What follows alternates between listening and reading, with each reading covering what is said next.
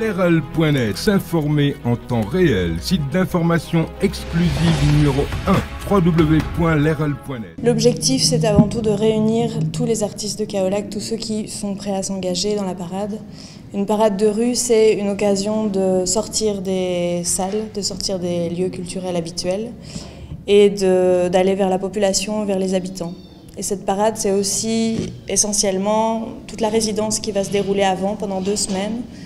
Pendant des ateliers, les enfants vont pouvoir s'impliquer, les habitants aussi, fabriquer des masques, des costumes, participer à la confection de la marionnette géante.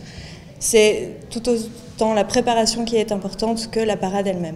C'est vraiment un événement socio-culturel qui est à la fois festif et qui est à la fois un événement. Et je pense que les artistes de Kaolack ont besoin de faire savoir aussi aux institutions qu'ils sont là et que malgré le manque de moyens, ils sont prêts à s'engager pour des projets forts. On est autour de 7 000 €, donc c'est environ 6 millions de francs CFA. On est en recherche active de partenaires et de sponsors. C'est pour ça qu'on a des partenaires comme l'APES par exemple. Les enfants qui sont inscrits à l'APES seront d'office intégrés dans la parade. Donc on ne doit pas travailler tout seul, on essaie de s'organiser avec d'autres partenaires qui nous permettent d'intégrer la population dans les ateliers.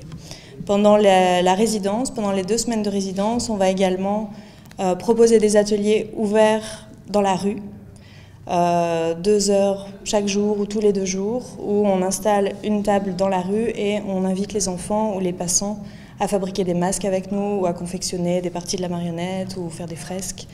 Donc on va essayer d'aller vers la population aussi avant la parade, pendant les jours de préparation, pour faire des créations, des activités artistiques et de la confection de tout ce qui est visuel et qui sera apparent pendant la parade. C'est les enfants, c'est les habitants. Les enfants, c'est quand même ce qui nous pousse et ce qui nous lie à aller de l'avant et à porter une parade pareille.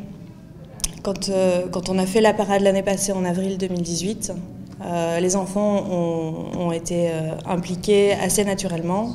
On sent qu'ils ont envie de défiler, on sent qu'ils ont envie d'être dans une activité telle que ça. Ils sont fiers de porter aussi ou les masques ou les bannières et de participer à un projet pareil. Pour nous, c'est une manière d'éveiller les consciences et de leur montrer aussi que par l'art, ils peuvent accéder à bien des choses. Comme je l'ai expliqué ici, Bossé, c'est un animal qui est connu pour sa résistance aux coups, à la mauvaise destinée. On lui donne ce surnom de gueule tapée. Je relis le passage parce que je crois que la réponse est là. Et c'est pour ça qu'il inspire cette parade. On fait un parallèle et une métaphore entre cette rage de vivre qu'a le Mbossé et les artistes. Les artistes de Kaolack sont là. On a l'impression que l'art est très peu présent à Kaolack.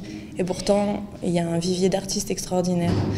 C'est pour ça qu'on fait cette métaphore avec le Mbossé qui est vraiment représentatif de Kaolack. Et ce qui est aujourd'hui la génération d'artistes de Kaolack qui résiste et qui a une rage de vivre malgré les découragements. Parce que quand on cherche de l'argent pour faire des projets culturels, c'est extrêmement difficile parce que l'art n'est pas rentable, l'art n'est pas lucratif. Peu d'institutions culturelles voient un intérêt tant qu'il n'est pas financier. Le simple fait de faire de l'art, de s'exprimer, n'est pas assez fort pour les institutions politiques. Donc c'est pour ça aussi qu'on va vraiment vers des sponsors qui sont peut-être privés ou des compagnies qui pourraient nous aider, qui sont en dehors des structures de l'État.